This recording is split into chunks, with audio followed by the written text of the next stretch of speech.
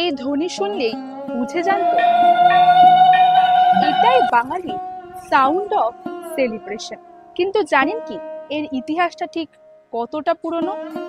প্রাচীন যুগে যুদ্ধ জয়ের আনন্দে নারীরা এই উলুধ্বনি তুলতেন। মহাভারতের পাতায়ও এর উল্লেখ রয়েছে।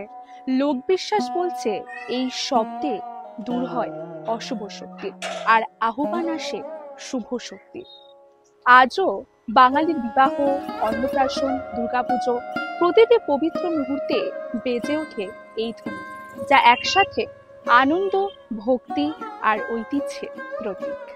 উলুধ্বনি এ শুধু এক শব্দ নয়, এ আমাদের আত্মার সুর, আমাদের গর্ব, আমাদের পরিচয়। আমাদের কন্টেন্ট আপনাদের কেমন লাগে অবশ্যই কমেন্টে জানাবেন এবং আমাদের মনোবল বাড়াবেন। আর পেজটিকে অবশ্যই ফলো, লাইক এবং শেয়ার করতে ভুলবেন না।